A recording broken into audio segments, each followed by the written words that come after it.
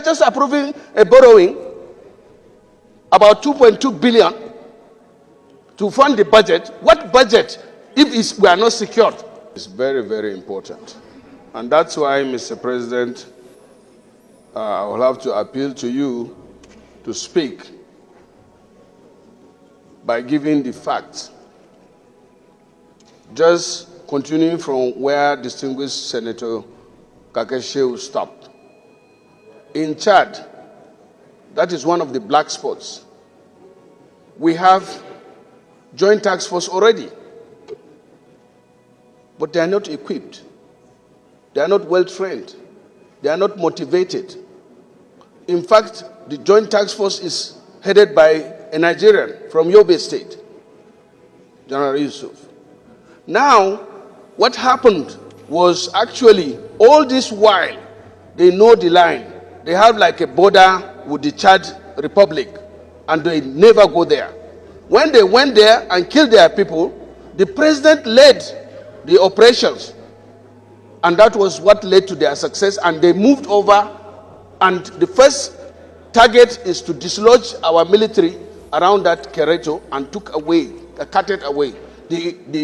In terms of replacing what the Chadian president led and recovered from them. What we need to do is still the same, sir. The Chadian government led the operation by their president. We are not saying that we should do that, but there should be a special operation. Because this problem is cancerous and is expanding. We are talking about them in Sokoto, Kebbi now. We are talking about them in Niger. They are going to Plateau. They are drawing the second cycle. The main purpose of government is security and welfare of its citizens. It's there in our constitution. We cannot change it. So everything should be focused on security.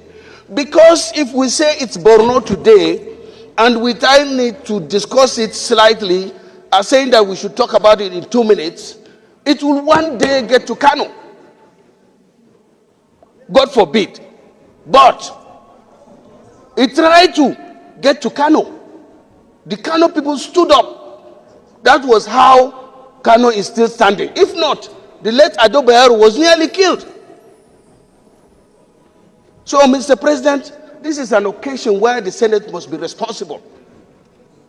We should stand up to the occasion and demand.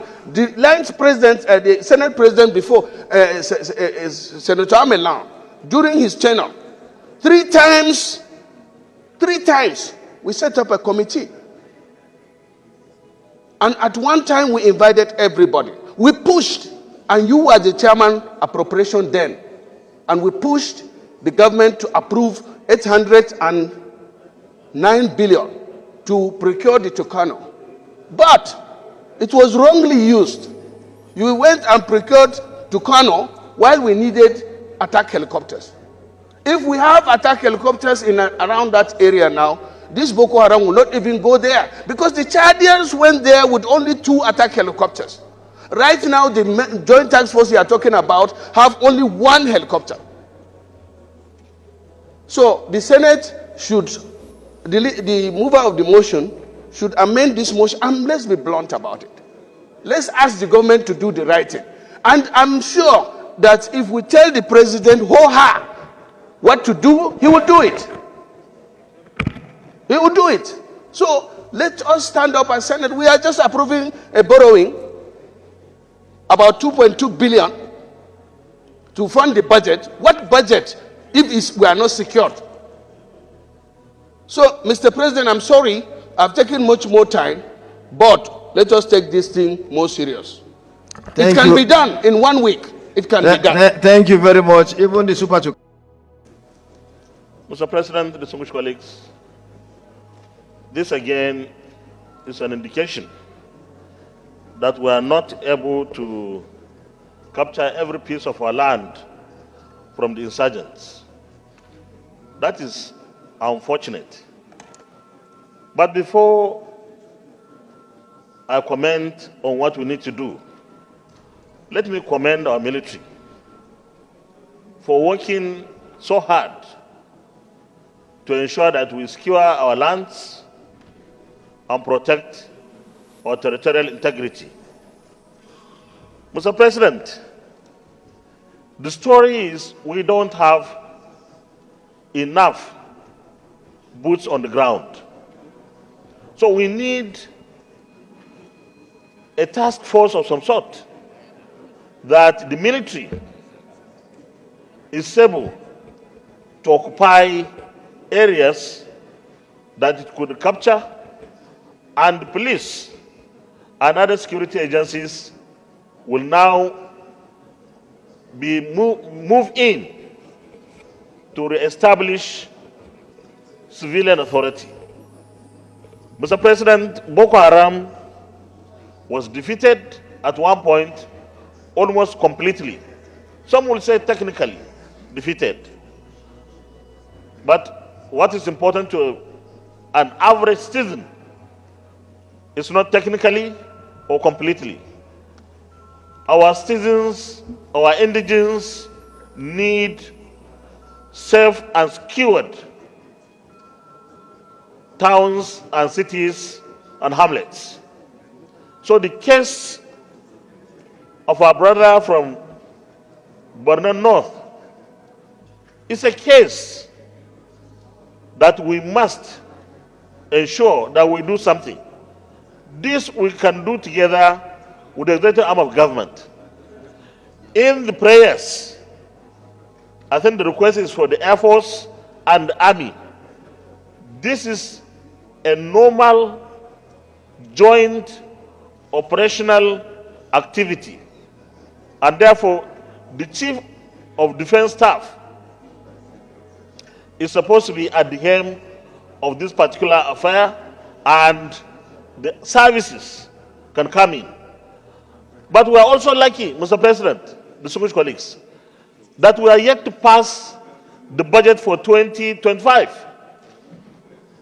We should look at this, and indeed similar areas that are challenged in this kind of situation. Because no matter what we do, no matter how hard we wish and we could provide infrastructure, the infrastructure can only be useful to the people if they are safe and protected. So I believe that we should tailor some resources in this area, and let's find out which are the areas. Is it in the northwest? Is it in the north central? Is it in the southeast or south or southwest that are not in our hands? We need to recapture them. Thank you very much, Mr. President, for the privilege. Senate. Distinguished colleagues, once more we are faced with another round of debate and speeches on the issue of insecurity. I seize this opportunity, therefore, to sympathize with my colleague and brother, Senator Mongunu, and commiserate with the families of those affected in this current imbroglio. Mr. President, it is sad that we are talking about this issue in spite of the spirited efforts by the government and the armed forces of Nigeria and all other security agencies involved in combating the menace of insecurity. Mr. President, as rightly pointed out by the mover of this motion, time was when the activities of Boko Haram was literally wiped out or decimated. But we will continue to have this recurring decimal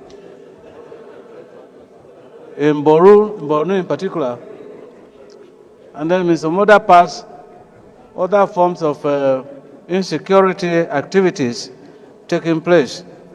Mr. President, like he rightly pointed out, there was a time that this thing was literally nipped in the bud. But unfortunately, I think that what we failed to do was taking some proactive measures to ensure that these insurgents did not come back to the cities. At a point, the idea of holding forces was mooted, in which it was agreed that a special force be trained specifically to hold the liberated areas where Boko Haram activities were taking place. But unfortunately, Mr. President, as it were, nothing of that nature has happened. And so it becomes very easy for Boko Haram and its agents to come back to areas that have been liberated by our armed forces. Mr. President, I think it was suggested on the floor of this Senate before that it doesn't solve our problem if we continue to debate and provide solutions to the problem of insecurity, especially the activities of Boko Haram, if we do not muster the sufficient courage to give a kind of timeline to our armed forces and our security agents to nip these insecurity activities across the country. Mr. President, I think it is not correct, because I know that the Nigerian military and security agencies are professional enough to know when to start a war and when to end a war. I am not sure that those of us who are living witnesses to the Biafran war noticed that the Biafran war took this long to nip in the bud. Whether it is asymmetrical or normal war, I think that we must find answers to the solution to the problem of our insecurity. And so once more, while I sympathize with the people of the local government occupied by the Boko Haram insurgents, I want to urge the armed forces and our security agents to take very proactive actions in liberating these communities from the hands of these insurgents. I thank you, Mr. President. We give you time to speak on that, but they need time to go and prepare the votes and proceed. You just told me now. So please, Senator Ndume, order please. Order please. I appeal to you to speak for 2 minutes so that we can go and prepare the votes and proceedings. Otherwise, it will be too late for them to prepare the report, and the entire transaction in respect of the loan will now be in jeopardy if we don't get everything done within this short time available to us. Former leader of the Senate, you have the floor. Thank you. It was Borno, but it is everywhere now. Most of us cannot easily visit and dine with our electorates because our villages are no more safe. President of the Senate and my colleagues, even 3 days ago, my constituents were killed by these terrorists. I personally feel, just as contributed by Senator Ahmed Lawal, that the 2025 budget is about to come to us. I feel that apart from acquiring more weapons, we need more recruit of personnel into our security agencies, because the ratio of our population to security personnel is very low. We must deliberately appropriate more funds for recruitment of our youths into the security forces. When we have that, sir, it will take care of unemployment and will also provide security to our people. Our villages are not safe.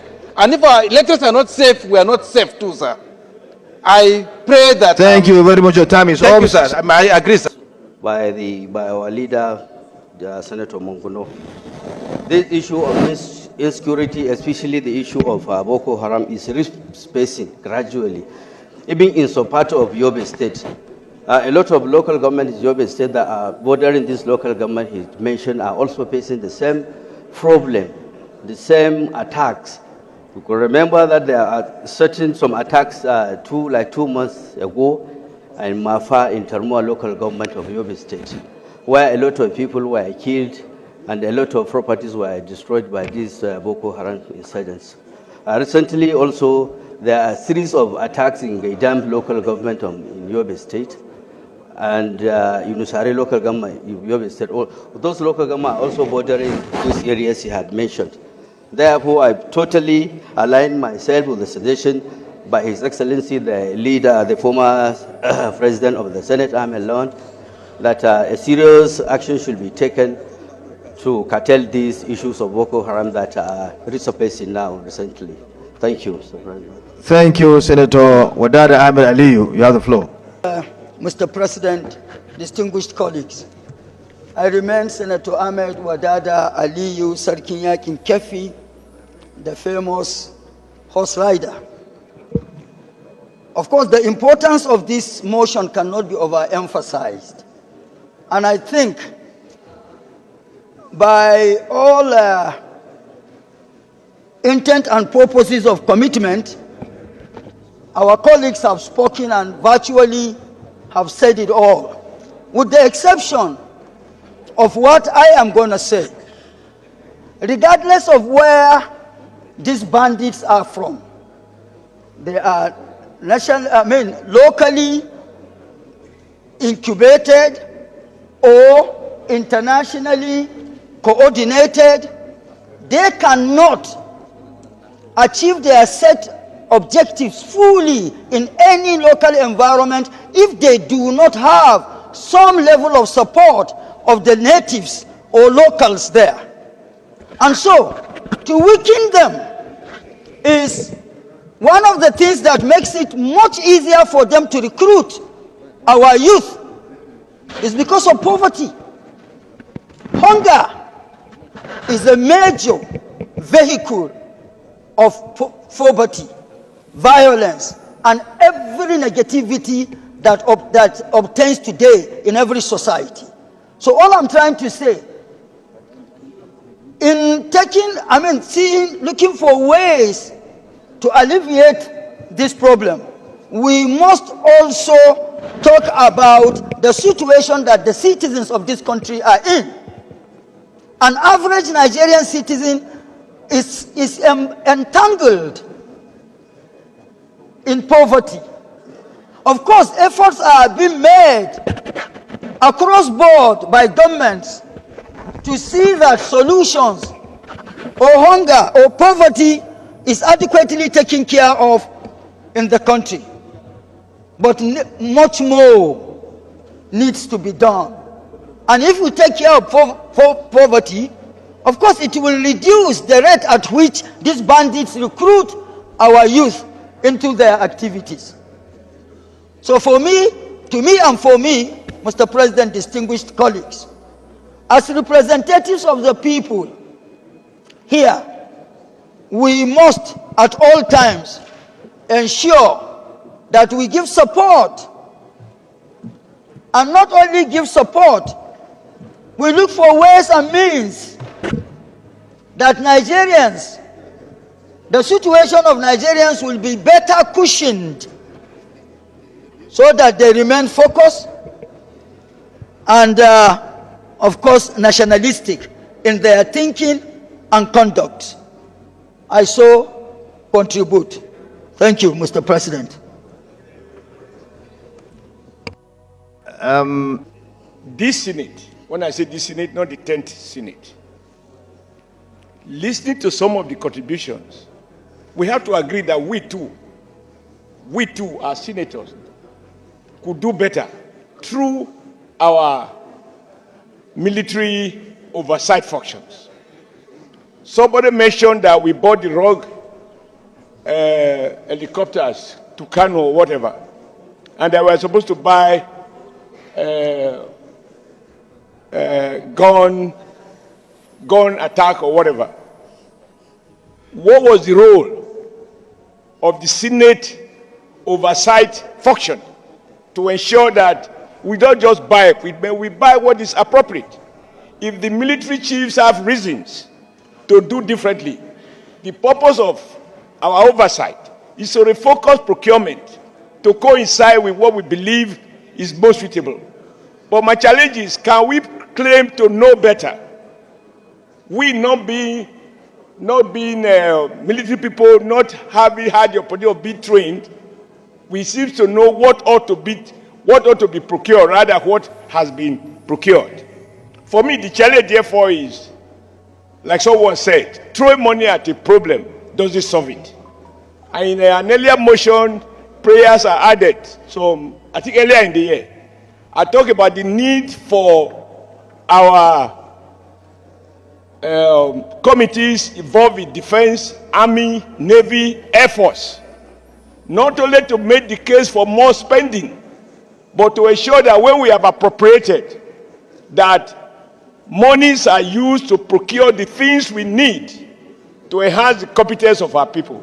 Lastly, we should say nothing in these chambers as if to suggest that the army is not doing something. A lot of young men a lot of officers and men have paid the supreme price fighting Boko Haram and other security and other criminals in different parts of the country.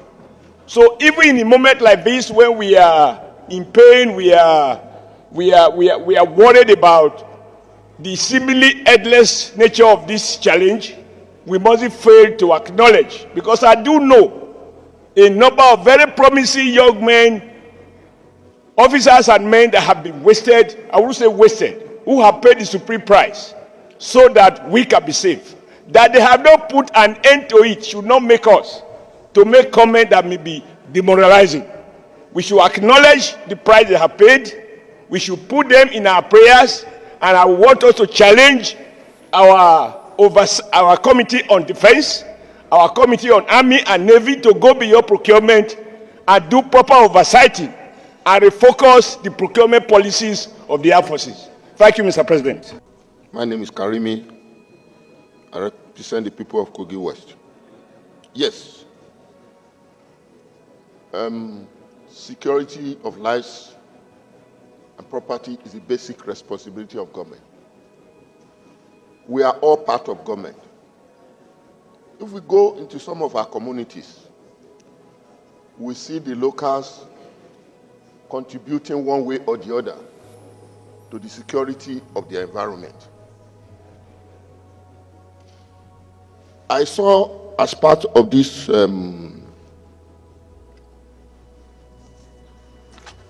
prayer, that the government, Nigeria, should establish a military base in a community there. Sometimes we can also lead by example. Like I just discussed with my brother, Senator Ndume. We can come together as the leader of the state to mobilize the legislature in the state to see how we can use part of our National Intervention Fund to contribute something to the security of our environment. If you can secure the lives and properties of our people, that is the best thing we can do for them. Rather than coming and talking every day. We should lead by example. I also discussed with him, you should see the Chadian leader that led his people to the front. It's because he understands that terrain. We can also, as leaders, I told him, lead. He can provide himself as the leader, so that I can lead like Chadian president that knows the terrain of that place, to lead our military on operation there. So it is leading by example. So we don't just blame everything on government. Our military, they are trying. They are overstretched. And we need to do all possible to come to their aid. Thank you. One, all the Nigerian armed forces to establish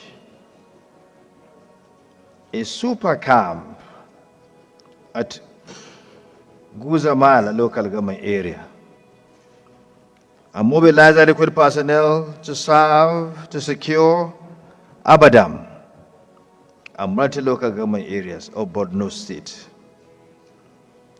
Those in favor of this prayer, please say aye. Those in favor of this prayer, please say aye. Those against say nay, the ayes have it. Mandate the Committee on Army and Air Force to ensure implementation. Those in favor of this prayer, please say aye. Those against say nay, the ayes have it. Let me thank the mover of this motion, the Chief Whip of the Senate, and all those who contributed to the debate. This is something that is appropriate and is something that is good to help to restore peace in the aforementioned local governments. Abadan, of course, Wuzamala, Abadan, and multi-local governments areas. Of course, as said by some of us, we need to commend our men and women in uniform who are doing their best every day since the beginning of Boko Haram insurgency to secure our areas in Borno and elsewhere, and to also safeguard our people. Some of them have paid the supreme price. Some of them have been injured. Some of them have been incapacitated. They've done us proud. They are doing us proud in protecting the sovereignty of our nation, our territory as a nation. We commend them and we pray for them. But we need to ask them to continue to help us so that we secure these areas, to restore peace in these areas. They've done it before and we know they can do it. And we urge them that more grease should be on their elbows. We don't take what they are doing for us, what they are doing for the nation for granted. We are proud of them, we commend them, and we pray for them. And we also commend Mr. President for all that he has been doing to bring total peace to this country. It's not an easy thing. The problem of insecurity is something that has international dimension. Wars are being fought in all parts of the globe. Ukraine, war is going on there, Gaza, and so many other areas. And the problem of terrorism is all over the world, everywhere. No country is immune to terrorism. So it's something that has international dimension. It's not something that's peculiar to this country alone. And we know how much Mr. President is doing, going all over the world to secure collaboration with other nations to deal with this international phenomenon. It's not something that a nation can fight alone. They have an international connection. The terrorists are not from Nigeria. They are from other nations. Some are Arabs, some are black Africans, and so on and so forth. Some could even be from the Middle East. Who knows? So it's something that the leadership of the country is doing to have that international collaboration, sharing of intelligence, and so on and so forth to deal with the situation. We commend Mr. President for what he's doing. And we're very sure with the cooperation that the National Assembly is providing to Mr. President and other security agencies, we'll be able to deal with this matter. So I thank you, the Chief of the Federation, Chief of the Senate. I used to call your predecessor, the former Chief of I used to call him Chief of the Federation. I do call him, I still call him like that, Chief Whip Emeritus. So thank you very much for sponsoring this bill. You are known for your resilience, for your determination to help your people. Please continue on what you've been doing to help your people right from the House of Representatives. So it's on this note that I thank everyone, I commend everyone for your contribution to this debate. And please, the leader is going to move for us to adjourn so as to come back later so that we can pass the votes and proceeding in order to make sure that we don't go against the time in respect of the report that was adopted, report that was submitted by the local and foreign committee in respect of the loan that the country is going to acquire to get. Because once we don't do that today, it will go against the time and will put the entire process in jeopardy. So please, I plead to everyone to come back after we've taken our lunch so that we can pass the votes and proceeding. Leader.